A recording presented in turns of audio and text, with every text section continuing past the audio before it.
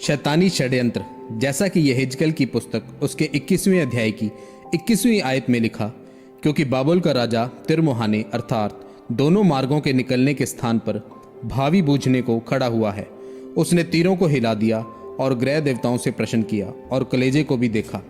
मेरे प्रियो, अगर आपका हाथ, कान या पैर कट जाए तो आप जीवित रह सकते हैं, लेकिन कलेजा आपके शरीर का एक मुख्य हिस्सा है। अगर वह हटा दिया जाए तो आप जीवित नहीं रह सकते। कुछ चीज़ें आपकी ज़िंदगी में ऐसी हैं जिन्हें आप खोना नहीं चाहते।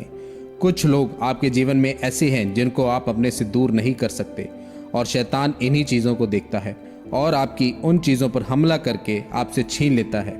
इस ऊपर लिखे वचन में हम पढ़ते हैं कि बाबुल के राजा ने वह कलेजा देखा, क्योंकि शैतान को पता है कि कौन सी चीज़ आपको हिला सकती है।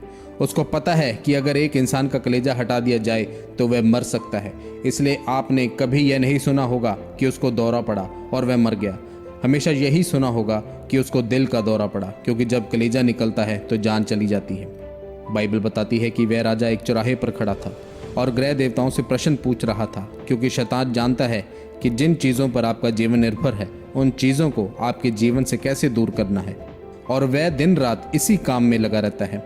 आप जानते हैं कि जहाँ पर चौराहा होता है वहीं पर ज़्यादा जादू और टोना होता है, और बाइबल बताती है कि वह बाबुल का राजा भी एक चौराहे पर खड़ा था और तीरों को हिलते हुए और कलेजे को देखते हुए ग्रह देवताओं से पूछ रहा था कि किस व्यक्ति के जीवन में कौन सा स्थान जरूरी है ताकि उसी को हटा सके। यह उसका एक शैतानी हमला था। मेरे प्रियो, नाओमी अपने बच्चों से बहुत प्रेम करती थी, इसलिए वह और उसका पति अकाल में अपने देश को छोड़कर पाप के देश में चले गए ताकि उसको वहां पर खाने की कमी ना हो और उसके बच्चे भी जीवित रहें। पर शैतान ये बात जानता था। उस देश में उसका पति मर गया और कुछ देर बाद उसके दोनों पुत्र भी मर गए। वह बच्चे जिनसे वह प्रेम करती थी, शैतान ने उनको उससे छीन लिया और उसको खाली कर दिया।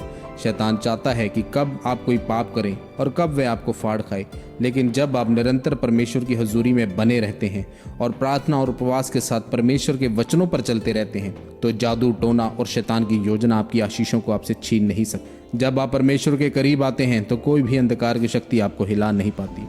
इसलिए हमेशा सिर्फ परमेश्वर पर विश्वास रखें और उसके पास रहें, ताकि कोई भी चीज़ आपको मिटा ना सके और वह आपको आशीषित कर सके और शैतान के हर वार से आपको बचा सके। आमीन।